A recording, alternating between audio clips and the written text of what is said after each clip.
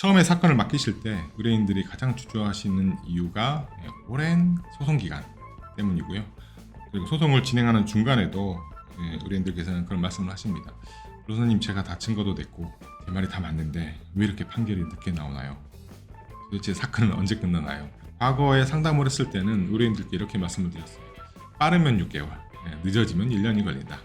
근데 최근에는 1년 안에 끝나는 게 정말 빨리 끝나는 상황이 되고 있고, 심지어 1년이 다 되도록 첫 번째 재판이 잡히지 않는 경우도 속속 속출하고 있습니다. 안녕하세요, 이상전 변호사입니다. 유튜브 촬영이 점점 지체가 되고 있습니다. 저희의 이제 업무의 가장 우선순위는 이미 맡긴 사건의 의뢰인들 사건을 처리하는 것이기 때문에 저희 변호사님들이 골프도 치지 않고요, 술도 마시지 않고 의뢰인들 일에 열중을 하고 있습니다. 그러다 보니까 영상 제작도 조금씩 늦어지고 있는데요, 이해를 해주시기 바랍니다. 그렇다면 오늘 준비한 주제는 소송은 왜 이렇게 길어지나 라는 주제입니다. 이 주제를 선정한 이유가 처음에 사건을 맡기실 때 의뢰인들이 가장 주저하시는 이유가 오랜 소송 기간 때문이고요. 그리고 소송을 진행하는 중간에도 의뢰인들께서는 그런 말씀을 하십니다. 변호사님, 제가 다 증거도 냈고 제 말이 다 맞는데 왜 이렇게 판결이 늦게 나오나요? 도대체 사건은 언제 끝나나요?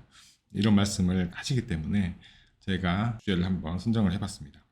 사실 이런 질문들은 가장 난감한 문의입니다. 왜냐하면 사실 변호사가 사건을 빨리 끝내고 늦게 끝내고 이렇게 조절할 수 있는 사람이 아닙니다. 판결의 소송 지휘는 판사가 하고 수사의 지휘는 검사가 하기 때문에 변호사는 거기에 이제 충실히 따라가는 것이죠. 그래서 그런 질문을 주시면 가장 난감한 상황이 되고 있습니다. 그렇다면 도대체 왜 사건은 이렇게 오래 걸리나에 대해서 몇 가지 제가 이유를 설명을 드리겠습니다. 사건의 진행 방향을 판사 검사가 조절하기 때문에 빨리 끝내고 늦게 끝나고도 판사 검사가 결정을 하죠. 그래서 판사 검사 입장에서 도대체 왜 판사 검사는 사건을 이렇게 늦게 끝낼까 라는 설명을 한번 드리겠습니다.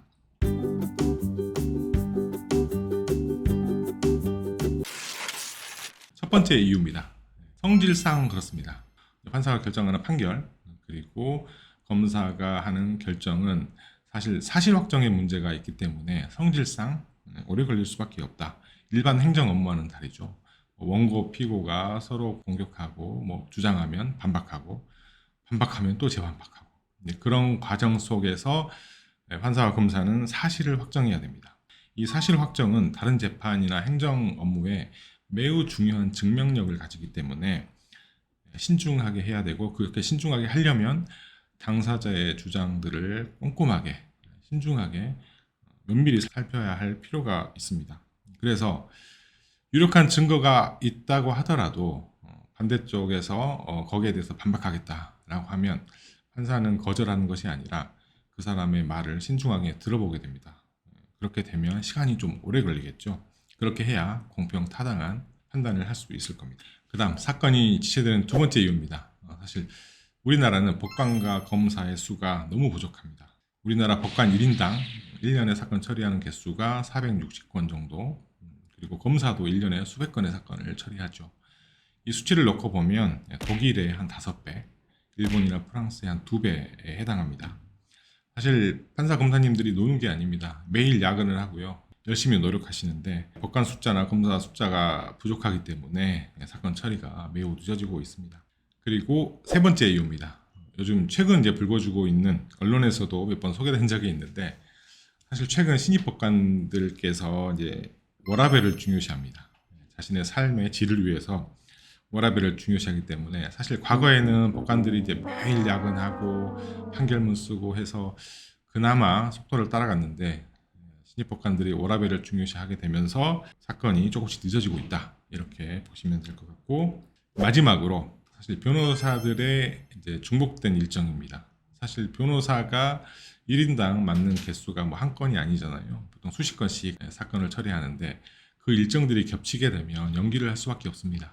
따라서 그 중복된 일정을 연기함으로 인해서 사건이 지체된다라고 보시면 될 것 같습니다. 사실 이제 저도 체감을 하고 있는데요, 점점 사건 지연이 심각해지고 있는 상황입니다. 과거에 상담을 했을 때는 의뢰인들께 이렇게 말씀을 드렸어요.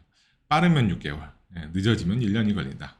근데 최근에는 1년 안에 끝나는 게 정말 빨리 끝나는 상황이 되고 있고, 심지어 1년이 다 되도록 첫 번째 재판이 잡히지 않는 경우도 속속 속출하고 있습니다. 그리고 항소심 재판의 경우도 사실 1심에서 뭐 주장과 증거 정리가 거의 다 된 상태이기 때문에 항소심은 그나마 빨리 끝났었는데, 최근에는 1년이 다 되도록 항소심 첫 번째 재판도 잡히지 않는 경우가 출하고 있습니다. 그래서 최근에는 점점 심각해지고 있다. 그러므로 인해서 의뢰인 항의도 좀 많아지고 있는 상황입니다. 그렇다면 이 상황을 어떻게 해결해야 될까를 한번 얘기를 해보죠. Justice delayed is justice denied 라는 말이 있는데요. 아무리 공정하고 공평한 재판을 한다고 하더라도 재판이 늦어지면 권리 보호를 거절하는 것과 같다. 지체된 정의는 정의가 아니다. 이런 말이죠. 결국 빨리빨리 사건을 처리하고 국민들에게 권리 보장을 해줘야 확실한 권리가 보장이 된다, 이런 건데, 사실 현실적으로는 판검사 수를 늘리지 못해서 사법 서비스 질이 떨어지고 있는 것이 사실입니다. 그래서 해결책은 결국 다른 국가처럼 판검사 숫자를 늘리고 거기에 따른 판검사의 워라밸을 보장해주면 좀 더 사건이 빨리 진행하면서도 판검사가 사건 하나당 할애하는 시간이 많아지기 때문에 정확하고 공평한 판결을 할 수 있겠다.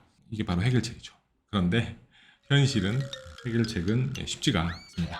마지막으로 이 영상을 보시는 분들께 드리고 싶은 말씀이 있습니다. 사실 이 영상은 저희 의뢰인, 그리고 이미 다른 변호사님들께 사건을 맡긴 의뢰인들 분들이 보셨으면 하는 것인데요. 변호사 사무실에 이제 사건이 너무 늦게 끝난다라고 말씀을 하시는 의뢰인들이 많으시는데, 사건이 좀 더디게 진행되더라도 현실적인 문제가 있으니까 힘드시더라도 현재 자신이 의뢰한 변호사님을 믿고 기다려 주셨으면 좋겠다 하는 말씀을 드립니다. 그리고 그 길어지는 과정 속에서 자신이 하지 못했던 말, 자신이 하고 싶은 말들을 충실히 자신의 의견과 증거를 제출하면 분명히 좋은 결과가 있을 것이라는 말씀을 드립니다. 오늘 준비한 영상은 여기까지입니다. 다음에 더 좋은 주제로 찾아뵙겠습니다. 감사합니다.